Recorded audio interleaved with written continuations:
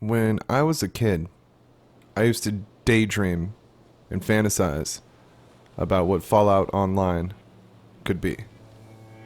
I remember me and my friends sitting around talking about the various things we would do or things that we could do if we were able to play something like Fallout 2 together. Now, later on in life, I would stumble upon you could call them a glorified mod for Fallout 1 and 2, though they aren't technically a mod, they're their own client, but the F Online servers. My main server being F Online Reloaded Season 2, where I met a lot of my friends that I still have today. And though this dream would be realized through something like that, it wouldn't take long for an official version of a Fallout Online to come out. Now, I had heard rumblings through the past about a Fallout MMO. Of course, this was scrapped, canceled, whatever you want to call it, during the exchange between Bethesda and Interplay over the intellectual property of the Fallout franchise. Of course, a lot of people know that it went to court, Bethesda, of course, buying the IP, Interplay retaining the rights to make a Fallout MMO. Bethesda's stipulations with this contract were that Interplay would have to have something substantial and pretty much a game ready to go within a year's time, or at least a pretty good, set on the right track. By a year's time, Interplay did not have what Bethesda required, and the rest is history. Of course, I'm greatly oversimplifying things. It was a extended legal situation between Bethesda, but they would eventually release Fallout 3, obtain the rights after they made Fallout 3, because it was supposed to just kind of be like a one-off thing, but they decided they wanted, and that's why they went to court. Big whole thing. Look it up. It's if you don't know much about it, but I simplified it there, kind of gave you the rundown. Back to my original point. I was born in December of 1987. I played Fallout 2 when it came out, or at least the year it came out, 1998. I have loved the franchise and played both of them religiously, like every year of my life, since they came out, for 20 years now. I have enjoyed this franchise just immensely my whole life. I grew up with games like Sonic the Hedgehog, Super Mario, and I loved every bit of them. Toe Jam and Earl was one of my favorites.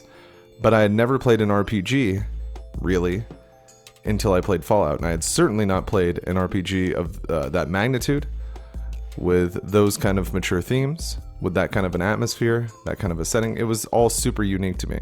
And it would remain a niche. And I would seemingly be the only person who really, in my area, that really knew of the games until, of course, Bethesda launched it into the mainstream. Not saying that people didn't enjoy it and I was like some kind of hipster, just I literally couldn't find people that knew what the hell I was talking about when I would bring up Fallout at school. And when I would think about Fallout, like I said, would think about Fallout Online. Now, my thought process with this video came from a rather interesting thing that I noticed when playing Fallout 76 the other day. I was at my camp, and I wanted to get the well-tuned perk. So I sat at my guitar and started playing it inside my camp. As I was playing the guitar inside the camp, two players showed up. One went to my shop and started, perusing the shop and maybe buying a couple of things. And the other one started cooking at the little makeshift cook area, little kitchen area that I have in my camp for the travelers to come through, because I made it very much like a rest stop that has a store. And I thought about what I would daydream when I was a kid, and how this so closely mimics what I would daydream about with the Fallout Online, but feels somehow so far removed from what I would want it to be. And I always feel really pathetic and petty when I say what I would want it to be. What I require from a Fallout game. You know, like, because who the fuck am I? Who am I to decide what's good? Who am I to decide what's bad?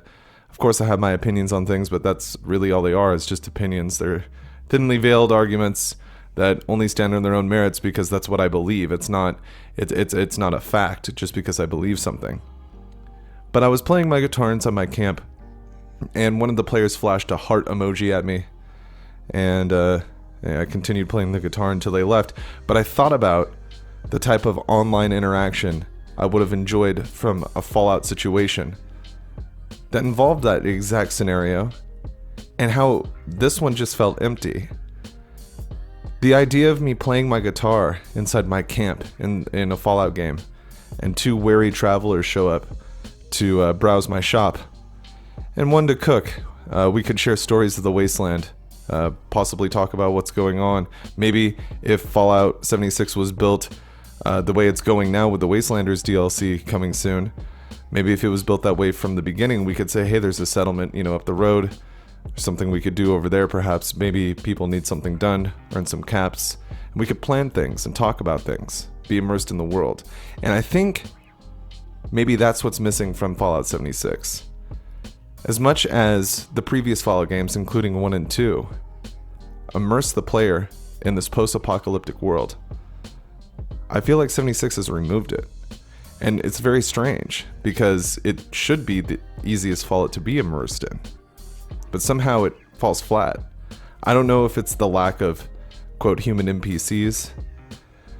I don't know if it's the lack of meaningful story or real character building, because all you really do is just add to your special until level 50 and pick perks that kind of... The leveling system isn't necessarily bad itself, in my opinion. It's just different. And in turn, it makes the game feel different. But more importantly, as I remember my time, and maybe it's changed since the updates, as I remember my time playing through 76, I'm level 120 now. But there was a time I was level 1, and there was a first time that I played the game. And I can think back to when the beta came out. I can think back to when the hype was around the game, and I remember I was working at a restaurant at the time, and I requested the day off months in advance. Months in advance I requested the day off. And actually a quite funny story to me is when my boss, who I'm very good friends with, in fact, her son is my next door neighbor, and he was also one of my bosses at the time. When they asked, oh, why do you need that day off? I said, oh, I'm visiting West Virginia. Like, I thought that was hilarious. Of course, I then told them that it's because a fucking video game was coming out. And yeah, I got the laughs that I deserved for that. But, of course, my boss was cool with it. It was a few months in advance. It wasn't going to be an inconvenience because of how far ahead it was. And I'm kind of rambling at this point, but you get the idea. It wasn't an inconvenience, so it wasn't a big deal. Yes, it's silly to take time off for a video game, but I was excited. A Fallout video game is coming out, but more importantly, a landmark Fallout game it was coming out. Though people look at it as a spin-off and as a throwaway game and as something that's more than certainly not going to be canonical, at least you would hope it isn't. It's still a landmark Fallout game because it marks the first time officially Fallout has been online. And I want to cite something that Todd Howard said in a no-clip documentary. 76 is the multiplayer design from Fallout 4. Oh, is it really? Yeah. Oh my goodness. No one said that? No. It is. He exclaims it with such disregard. He exclaims it with the idea that this kid from No-Clip is supposed to know that. This kid from No-Clip is supposed to be like, oh, that primarily single-player franchise that literally nobody has talked about it going online besides crazy like fan people who want it to be online and are trying to make it happen, but nobody officially, like in companies, has ever talked about it being online. Oh, Fallout 4 is supposed to have a multiplayer? Oh man, I'm pretty silly for fucking, asking what it is. And I think the guys at NoClip do such a good job at documenting games, and they did a good job with 76. It got me hyped. That NoClip documentary is phenomenal. It's still really good when you watch it today, even after 76 is launched. It's awesome. All of their work is awesome. I haven't watched a video of theirs that I haven't liked.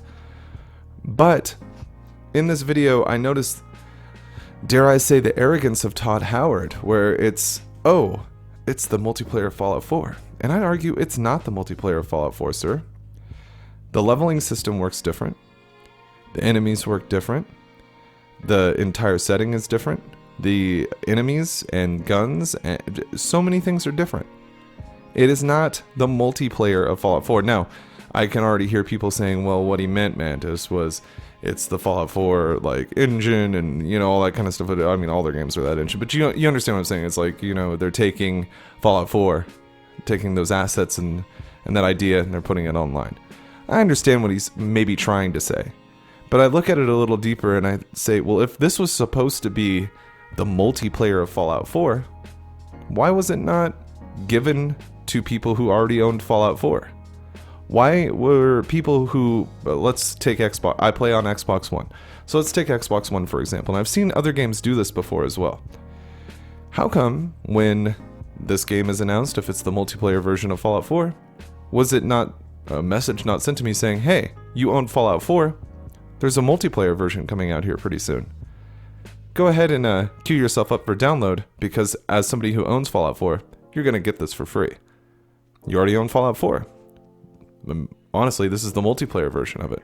So by right, you already own it. No, then we're going to sell it for full price. Now, I'm one of the people that pre-ordered the digital Tricentennial Edition. I buy a lot of Fallout things. Games are always on the list. If a new Fallout game gets announced, you bet your ass I'm going to pre-order it. Even in the future, because I just love this franchise, regardless of Bethesda. If Bethesda never made any Fallout games, I would still be on YouTube talking about the first 2 Fallout games. I just love these games. I love them so much. And Bethesda has added to the rich lexicon of Fallout. And yes, they've done things that I'm unhappy with, but they've done things that I'm really happy with. The mainstream of Fallout I enjoy. I like seeing Vault Boy everywhere. I like seeing people like the series. I like hearing stories about how they got into it. So many people come to me and say, yeah, you know, Fallout 3 is my first game, and they think I'm going to be, like, condescending to them. Like, oh, you dumbass, how dare you play the game when it got popular? How dare you play the game when it was actually put in front of you? And these are kids, usually. You know, a kid coming up to me who's 20, 21 right now saying, oh, yeah, I played Fallout 3, my first game. It's like, well, dude, yeah, how are you going to play the first 2 games first? You're like 11 when 3 comes out. That's when I played Fallout 2. Makes sense to me, man. And it's cool to hear these people's stories. Sometimes people come to me, oh man, Fallout 4 is my first game, and I really enjoyed it. And I don't think there's anything wrong with that. Anyway, back onto point, because I am a rambling man who doesn't stay on point very well, as many of my viewers can attest.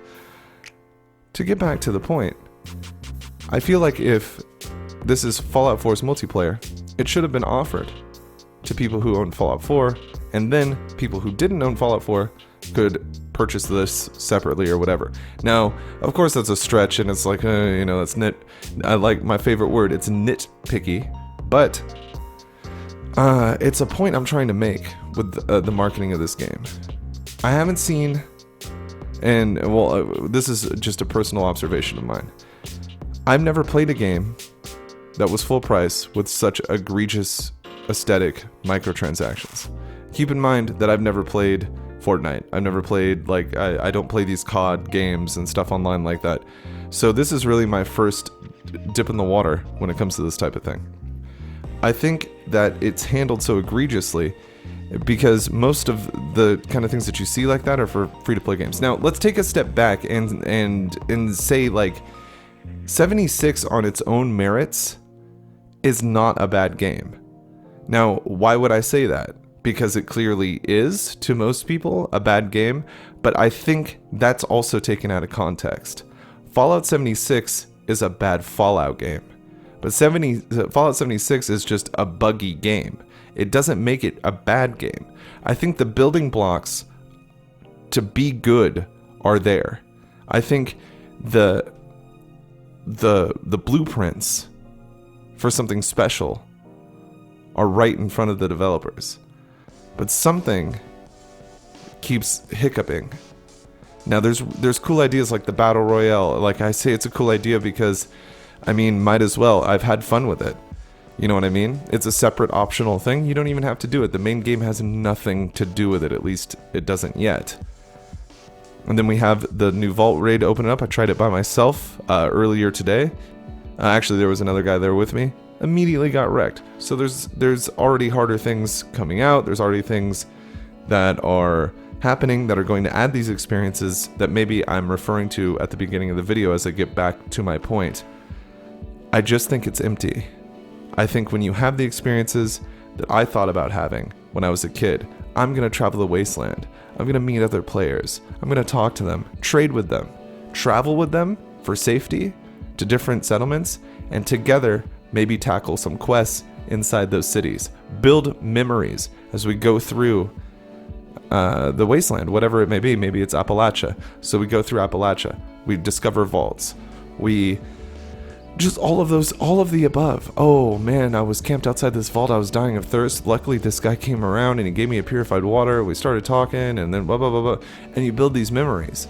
And yes, these things seem possible in 76, but when attempted, they feel so empty. And I ask myself, why is that the case? Because I really, really feel like Fallout Online writes itself. Fallout Online is something that could so easily just speak for itself. If the community was the lore of this game, it would be the best Fallout game. If the community was the story in the main quest, it would be the best Fallout game. And they're going to add NPCs, and they're going to add the Fallout-esque kind of things, where it's like, oh, you got to make these choices, and they're good or bad, and then this morality is gray, and blah, blah, blah, blah. That's going to be added with the Wastelanders, and we'll see what that really injects into the game. But you're still, like at best, with the Wastelanders DLC, hopefully going to get a private server, and then just play it single player. And be like, oh yeah, I did some quests for these guys, did some quests for these guys. Because they don't seem to encourage enough, in my opinion, human-to-human interaction. Building cities together would be cool. Something. Building settlements together. Anything to get more humans interacting with each other. And I know I'm not the odd man out here. It just feels empty. Now, I do indulge myself with some 76 from time to time, and I have found enjoyment in it. But there is no doubt that it is one of the emptiest games I've ever played. There's a lot of content, but it doesn't feel like there's a lot of content. And that's just my ramblings of the day. I thank you for listening to them. And now it's time to give a shout out to my wonderful Patreonoids and YouTube channel members. These are folks that pledge $5 or more to the channel every month, and I'm super grateful for them. So let's hear who they are. We got Mark Train, Kim Jong-un, Clay395, Fireflare, Tobias Vikstrom, Mr. Fantastic, Nero, Jay of the Jungle, Solar360, Triumph, Just55, Combat Carl, Genetically Engineered Panda, Sorry Boy, Player 426, James A. Evanston, Christian, Craniac Gaming, EMZT Radio, Bob Hunt, Hoppin' Sada, Bellingham 21, Lisbeth, Squiggles 420, Nathaniel, and Skylar Masterson. And for YouTube channel members, we have It's Jimbo Dial, Mark 05790, Red, Bellingham 21, Not Alex Jones, Craniac Gaming, James Starkey, Neometer Gaming, Mr. Fantastic, Cypriot Fox, Drongo Dingo, Shiny Espers, Kekli, Cadenza, Kim Jong-un, Samson Incorporated, Server Lols, Genetically Engineered Panda, Lisbeth, Bob Hunt, Skull and Suit, Nero, Jay of the Jungle, Triumph, Matt Jordan, James Meador, Clay395, Corbin King, Kyle S., Nilet Incorporated, TKs-Gimper, Fireflare, Shiny Lotod, Mark Train, Widgeon TV, and Salty Bum Rio. And this video was brought to you by producers Red, Solar360, Triumph, Just55, Combat Carl, Genetically Engineered Panda, and Sorry Boy. And a very special thanks to the executive producers Tobias Vikstrom, Mr. Fantastic, Nero, Jay of the Jungle, and Widgeon TV. And if I ever catch you in an alley and I have found that you have forgotten about the Hall of Fame homies, you're gonna catch these hands. Those Hall of Fame homies are Arc Pimp Nero, Rainmaker Pimp, Clay395, Supreme Leader Pimp, Kim Jong-un, Arc Emperor Moderator, Fireflare, and Imperator Emeritus, Mark Train. Thank you guys so much for the support. I am super grateful, and I'm one of the luckiest dudes to be able to get support from people like you and to be able to do what I love. Thank you very much, and I will catch you on the next one. It has been Mantis. Yes, guess who's on third? Lupe still like Lupin the third. Here like ear till I'm bitter on the curb. Peach fuzz buzz, but bitter on the verge. Let's slow it down like we're on the serve. Bottle shaped body like Mrs. Butterworth. But before you say another word, I'm back on the block like I'm laying on the street. I'm trying to stop lying like I'm Rob, but I'm not lying when I'm laying on the beat. On guard, a touche, Lupe, cool as the unthaw, but I still feel possessed as a gun charge to come as correct as a porn star. And a fresh pair of steps and my best phone call.